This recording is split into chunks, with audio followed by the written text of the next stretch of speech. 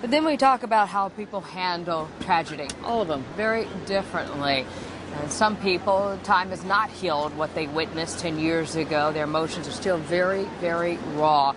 And they share a bond. They share a bond that you can really define in one word as unbreakable. Really, complete strangers before the attacks. They came together that morning, helping one another, saving their lives. Eyewitness News reporter Nina Pineda, who was down here 10 years ago, is down here again for us this morning. Nina?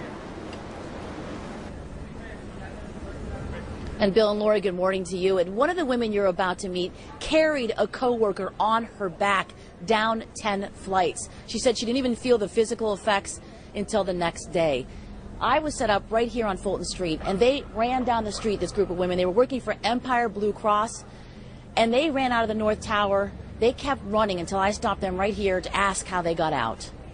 Hi, she found you. How are you? How are you? I'm fine. We tracked the former colleagues down for a surprise reunion on the same corner where we spoke 10 years ago. We ran down the steps to the lobby. There was no lobby. Everything was torn up. My boss ran out of the office. He said one thing, run. They had lost touch and moved to different states, but both remember that day like yesterday. There was 2 buses, but we weren't able to get on it, so that's how we started walking. Right. And when we had walked, that's how we ran into you. Right. And you saw us with all the dust and The masks. and yeah. We sat down to talk about how the event that changed the world changed them. It took Michelle Scott 7 years to revisit Ground Zero. Many survivors still can't bring themselves to the site. Many people didn't get a chance to come home to see their loved ones, and it was hard. It was hard. Like many people affected, both turn away from any images of 9/11. Agarla Robinson's never seen herself on TV that day. The experience for those on the inside is still raw after a decade.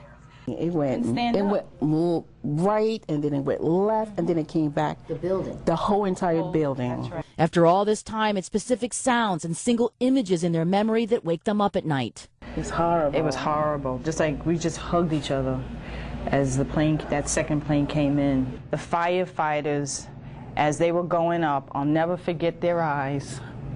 They knew something was going to happen, but they just didn't know what. And they were going up and we were going down. And just the eye, I'll never forget those eyes. I'll never forget them. Kids lost their parents, sisters and mothers and brothers. This is horrible. And they just went to work. All those innocent people just perished for no reason at all. 9/11 is something they're still struggling with, but reuniting made both recognize there is comfort in reconnecting.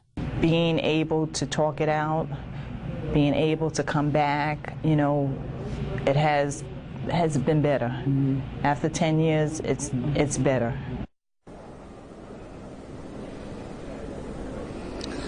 Such a different experience for people who ran out of those buildings, and facing the past can be difficult, especially because the reunion was right here where so many people bonded with each other after getting out of the buildings. And as Lori was saying, people heal differently. I mean, sometimes it's hard to face the past, but emotions left ignored can really manifest themselves in different ways. It took these women a decade to take that step, and they felt it was cathartic to their healing. We're live at Ground Zero this morning. Nina Pineda, Channel 7, Eyewitness News.